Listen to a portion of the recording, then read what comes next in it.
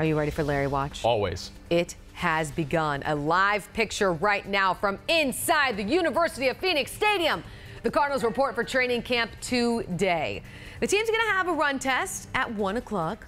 Can you imagine what that's like? That sounds awful. With their first official practice tomorrow. 12 News is your official home of the Arizona Cardinals. Coming up at 6:30, Team 12's Jen Walt. She joins us live from inside that stadium right there with what fans need to know about camp. It's so cool to be inside that stadium when no one else is there. It's a little spooky, honestly. Yeah, because it's just gigantic. I feel like you could hide and maybe just live there and survive off concessions and check out all the games for free. Actually sounds really nice. Developing right now, things could get a little rowdy in those stands this fall, as well as the ones out at Arizona Stadium.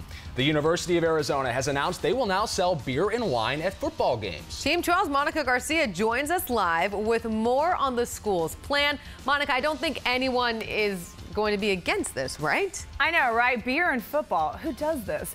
For many sports fans, that's a recipe for a very good time. Well, soon Wildcat fans will be able to have this option to drink inside the football stadium. Since the rules have been softened by the NCAA, more colleges have been expanding alcohol sales.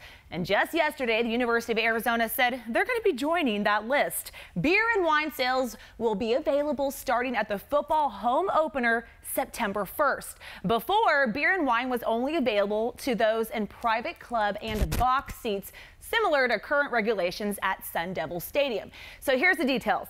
Alcohol will be sold from a limited number of concession stands at the stadium. Sales will begin from 90 minutes before kickoff and conclude before the end of the third quarter. That we're trying to do to make sure that the overall fan experience is positive. One of the things that we've heard a great deal of interest in is the opportunity to have beer and wine. So we've analyzed it very carefully, and we think that's just another option for those fans that would like to do that, to have for them to take part in. He says take part in. Well, U of A will join more than 36 other college football stadiums that will allow the sale of beer come this fall. And just so you know, that home opener will be against BYU. That is Emma. That is your alma mater, right, girl? Yeah. What a great way to kick things off with the beer sales, you know? Let's get BYU in town. Let's start this off. Discounts on Diet Coke. Like we said, do not gauge the sales off of this first game.